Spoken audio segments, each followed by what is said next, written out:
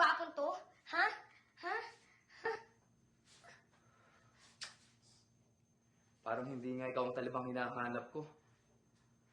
Paano ko ngayon mapapatunayan ang pagmamahal ko kay Miss Kanoyan? Ines Kanoyan? Kayo po si Lamang? Oo, ako nga si Lamang, ang dakilang bayani ng mga Ilocano. Naghahanap po kayo ng talaba? Aba, oo, mayroon ka bang talaba? Sandali lang po. Aba, bakit siya? Madali lang siyang makakita ng talaba. Ito po, oh. Eh, ano ba talabang Luto po ng sinasabi lola mo? ko. Ha? Opo, luto po yan ng lola Sa ko. wakas, ang matagal kong hinahanap, nakita ko na rin. Eh, hindi naman to yung talabang hinahanap ko eh. Bakit po ba kayo naghahanap ng talaba? Eh, ganito yon. Isa ako sa maraming manliligaw ni Ines Kanoyan. Sa katunayan, sa dami nga namin, dumadaan pa ako sa ibabaw ng mga ulo nila para makarating sa bintana ni Ines. At ako nga ang pinili ni Ines na mapangasawa.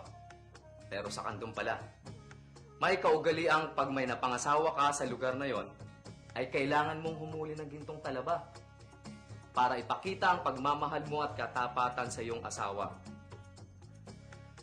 Kaya, itinuro sa akin ni Ines kung saan ko matatagpuan ang gintong talaba.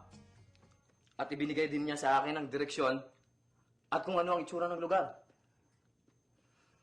Kaya lang,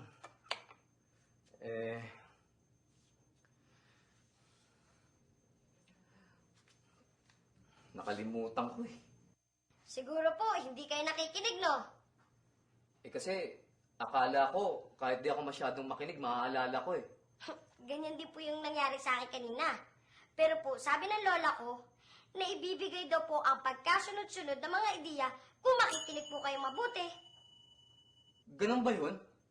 Opo. Eh paano ka naman makakasigurong matatandaan ko nga? Pwede nyo pong maitala yung mga napakinggan nyo. Oo nga, no? Kung gusto nyo po, alalahanin nyo po yung mga sinabi po ni Ines Kanoyan. Tapos po, mag-isip po kayo ng malalim. Yung malalim na malalim. Malalim na malalim? Tama! Natatandaan ko na. Sabi ni Ines, nasa kaila, ilaliman daw ng dagat ang gintong talabang hinahanap ko. Tapos, Tapos, may mga nagsasayaw ng mga hagdanan. At may mga nabibiyak na bato. ngayon po, naniniwala na po kayong hindi po ako yung talabang hinahanap nyo. Pasensya ka na ulit. Talaba, bata pala. Maraming salamat ulit. Paano? Mauuna na ako. Hahanapin ko pa ang gintong talaba. Paalam.